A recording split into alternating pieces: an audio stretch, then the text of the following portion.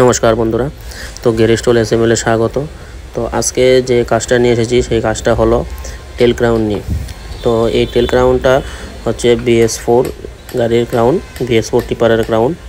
তো গাড়িটা বেশ অনেক দিন রানিং করেছে, প্রায় টোটাল 1 লাখ কিলোমিটারের উপর রানিং করে নিয়েছে।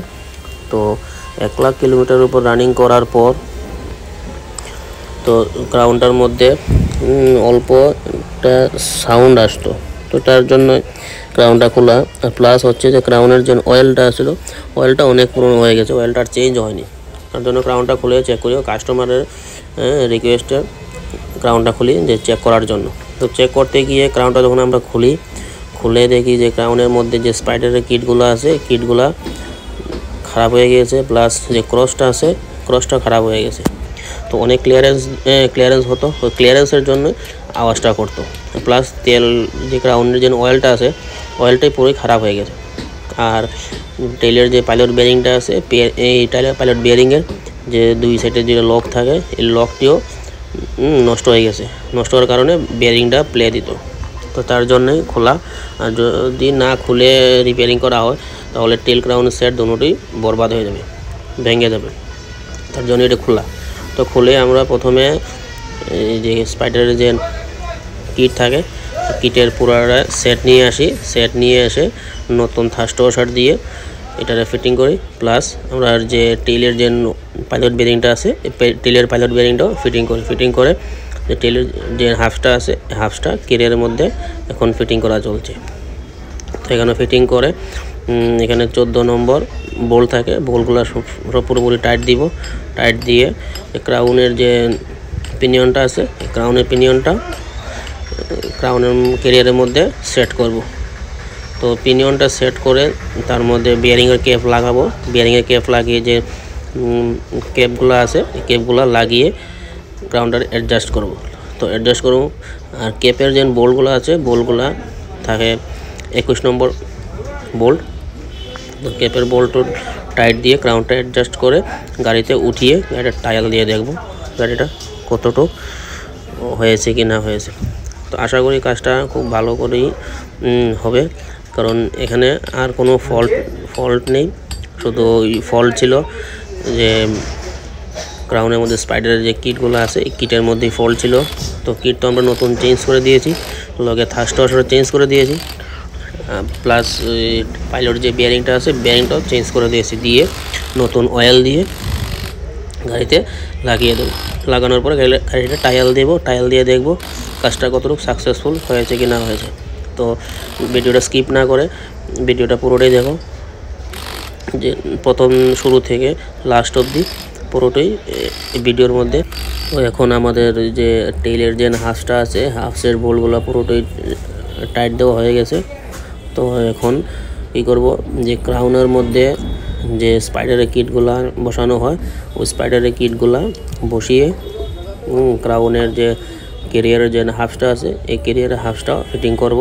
ফিটিং করে তার 17 নম্বর বোল্ট দিয়ে ফিটিং করব। ফিটিং করে তো আগে তার ফ্রি প্লেটা দেখব। ফ্রি প্লেটা দেখে তারপর ক্রাউনটাকে উঠিয়ে দেব হাউজিংয়ের মধ্যে উঠিয়ে তারপরে চলবে অ্যাডজাস্টিং।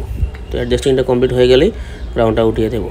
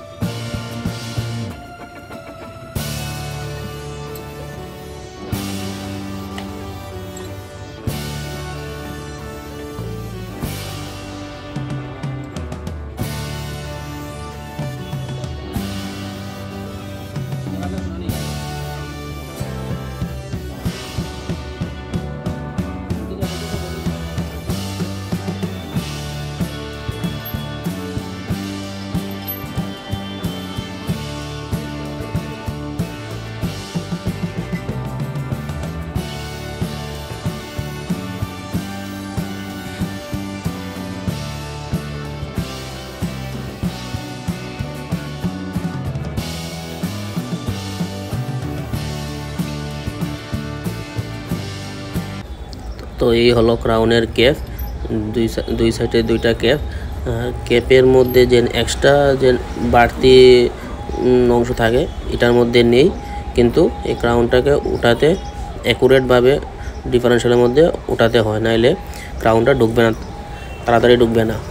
আর তার মধ্যে বোল্ট দেওয়া আছে 21 নম্বর বোল্ট।